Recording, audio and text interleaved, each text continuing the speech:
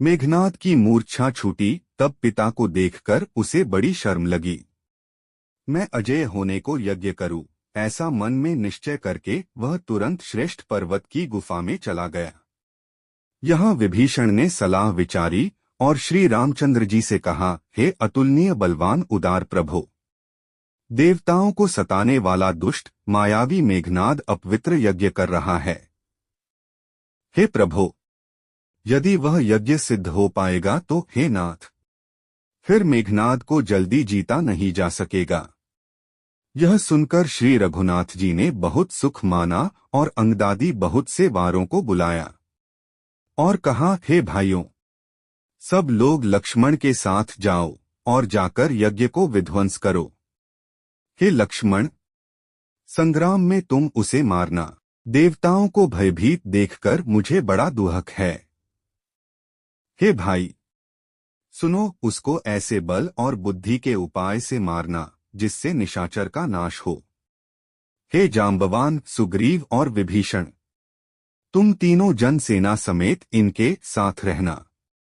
इस प्रकार जब श्री रघुवीर ने आज्ञा दी, तब कमर में तरकस कसकर और धनुष सजाकर चढ़ाकर रणवीर श्री लक्ष्मण जी प्रभु के प्रताप को हृदय में धारण करके मेघ के समान गंभीर वाणी बोले, यदि मैं आज उसे बिना मारे आऊं तो श्री रघुनाथ जी का सेवक न कहलाऊं। यदि सैकड़ों शंकर भी उसकी सहायता करें तो भी श्री रघुवीर की दुहाई है, आज मैं उसका वध कर ही डालूंगा। श्री रघुनाथ जी के चरणों में सिर नवाकर शेषावतार श्री लक्ष्मण जी तुरंत चले गए। उनके साथ अंगद, नील, मयंद, नल और हनुमान आदि उत्तम योद्धा थे। वानरों ने जाकर देखा कि वह बैठा हुआ खून और भैंसे की आहुति दे रहा है। वानरों ने सब यज्ञ विध्वंस कर दिया, फिर भी वह नहीं उठा। तब वे उसकी प्रशंसा करने लगे। इतने पर भी वह न उठा। तब उन्होंने जाकर उसके बाल पकड़े और लातों से मार मार कर वे भाग चले। वह त्रिशूल लेकर दौड़ा, तब वानर भागे और वहां आ गए जहां आगे लक्ष्मण जी खड़े थे। वह अत्यंत क्रोध का मारा हुआ आया और बार बार भयंकर शब्द करके गर्जने लगा। मारुति, हनुमान और अंगद क्रोध करके दौड़े। उसने छाती में त्रिशूल मारकर दोनों को धरती पर गिरा दिया। फिर उसने प्रभु श्री लक्ष्मण जी पर त्रिशूल छोड़ा। अनंत श्री लक्ष्मण जी ने बाण मारकर उसके दो टुकड़े कर दिए। हनुमान जी और युवराज अंगद फिर उठकर क्रोध करके उसे मारने लगे। उसे चोट न लगी। शत्रु मेघनाद मारे नहीं मरता, यह देखकर जब वीर लौटे तब वह घोर चिघाड़ करके दौड़ा। उसे क्रुद्ध काल की तरह आता देखकर लक्ष्मण जी ने भयानक बाण छोड़े। वज्र के समान बाणों को आते देखकर वह दुष्ट तुरंत अंतर्धान हो गया और फिर भांति भांति के रूप धारण करके युद्ध करने लगा। वह कभी प्रकट होता था और कभी छिप जाता था। शत्रु को पराजित न होता देखकर वानर डरे। तब सर्पराज शेष जी, लक्ष्मण जी बहुत क्रोधित हुए। लक्ष्मण जी ने मन में यह विचार दृढ़ किया कि इस पापी को मैं बहुत खेला चुका, अब और अधिक खेलाना अच्छा नहीं। अब तो इसे समाप्त ही कर देना चाहिए। कौशलपति श्री राम जी के प्रताप का स्मरण करके लक्ष्मण जी ने वीरोचित दर्प करके बाण का संधान किया। बाण छोड़ते ही उसकी छाती के बीच में लगा। मरते समय उसने सब कपट त्याग दिया। राम के छोटे भाई लक्ष्मण कहाँ है? राम कहाँ हैं? ऐसा कहकर उसने प्राण छोड़ दिए। अंगद और हनुमान कहने लगे, तेरी माता धन्य है, धन्य है, जो तू लक्ष्मण जी के हाथों मरा और मरते समय श्री राम लक्ष्मण को स्मरण करके तूने उनके नामों का उच्चारण किया। हनुमान जी ने उसको बिना ही परिश्रम के उठा लिया और लंका के दरवाजे पर रखकर वे लौट आए। उसका मरना सुनकर देवता और गंधर्व आदि सब विमानों पर चढ़कर आकाश में आए। वे फूल बरसाकर नगाड़े बजाते हैं और श्री रघुनाथ जी का निर्मल यश गाते हैं।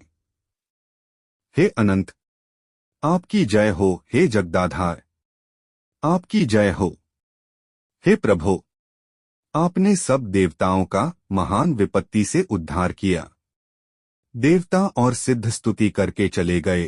तब लक्ष्मण जी कृपा के समुद्र श्री राम जी के पास आए। रावण ने ज्यों ही पुत्रवध का समाचार सुना, त्यों ही वह मूर्छित होकर पृथ्वी पर गिर पड़ा। मंदोदरी छाती पीट पीट कर और बहुत प्रकार से पुकार पुकार कर बड़ा भारी विलाप करने लगी। नगर के सब लोग शोक से व्याकुल हो गए। सभी रावण को नीच कहने लगे। तब रावण ने सब स्त्रियों को अनेकों प्रकार से समझाया कि समस्त जगत का यह दृश्य रूप नाशवान है, हृदय में विचार कर देखो। रावण ने उनको ज्ञान का उपदेश किया। वह स्वयं तो नीच है, पर उसकी कथा बातें शुभ और पवित्र हैं। दूसरों को उपदेश देने में तो बहुत लोग निपुण होते हैं, पर ऐसे लोग अधिक नहीं हैं जो उपदेश के अनुसार आचरण भी करते हैं। रात बीत गई, सबेरा हुआ। रीछवानर फिर चारों दरवाजों पर जा डटे। योद्धाओं को बुलाकर दशमुख रावण ने कहा, लड़ाई में शत्रु के सम्मुख मन डावाडोल हो। अच्छा है वह अभी भाग जाए। युद्ध में जाकर विमुख होने भागने में भलाई नहीं है। मैंने अपनी भुजाओं के बल पर बैर बढ़ाया है। जो शत्रु चढ़ाया है उसको मैं अपने ही उत्तर दे लूंगा। ऐसा कहकर उसने पवन के समान तेज चलने वाला रथ सजाया। सारे जुझाऊ लड़ाई के बाजे बजने लगे। सब अतुलनीय बलवान वीर ऐसे चले मानो काजल की आंधी चली हो। उस समय असंख्य अपशकुन होने लगे, पर अपनी भुजाओं के बल का बड़ा गर्व होने से रावण उन्हें गिनता नहीं है। अत्यंत गर्व के कारण वह शकुनपशकुन का विचार नहीं करता। हथियार हाथों से गिर रहे हैं। योद्धा रथ से गिर पड़ते हैं। घोड़े हाथी साथ छोड़कर चिघाड़ते हुए भाग जाते हैं। स्यार, गीध, कौए और गधे शब्द कर रहे हैं। बहुत अधिक कुत्ते बोल रहे हैं। उल्लू ऐसे अत्यंत भयानक शब्द कर रहे हैं मानो काल के दूत हों, मृत्यु का संदेशा सुना रहे हों।